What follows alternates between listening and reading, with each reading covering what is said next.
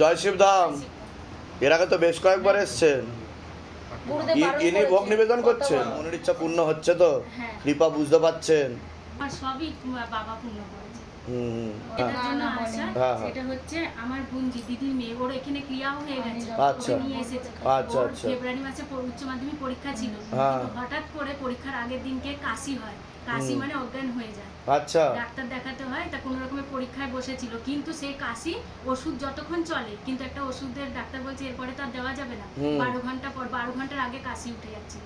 তা আমি বলেছিলাম যদি ওর কাশিটা পুরো সেরে যায়, 10 দিন আমি বাবাকে মানে কাশি বন্ধ হচ্ছিল না আর কি? আমি বাবাকে আচ্ছা। বলেছিলাম বাবা আমি 10 দিনের মধ্যে আমাকে ভালো করে দিতে হবে, ভালো করে দিয়েছে 10 দিন, কিন্তু আমার বাহ। বাবাকে পুজো দিতেই দেরি হয়ে গেল। ঠিক আছে, ঠিক আছে।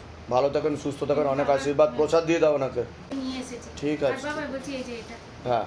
আর আমার একটা প্রবলেম হচ্ছিল, মানে একটু ব্যথা হচ্ছিল আচ্ছা, পাটে, তা আচ্ছা, বাবাকে আচ্ছা। বলেছিলাম, তা এখন ঠিক আছেন? এখন ঠিক আছে, বমি ঠিক দিয়েছে, আছে। সেটার জন্য ঠিক আছে, দিচ্ছি। ঠিক হ্যাঁ, আছে, আর ঠিক এটা আছে, ঠিক আপনাকে দিতে চাই। ইস, আর ইস। আমার ছেলের একটা ঘটনা ঘটেছে, ও এসেছে শুনুন। আচ্ছা, আচ্ছা, ঠিক আছে, ঠিক আছে, জয় ঠিক আছে। শ্রীরাম। জয় শিবধাম, জয় শিবধাম।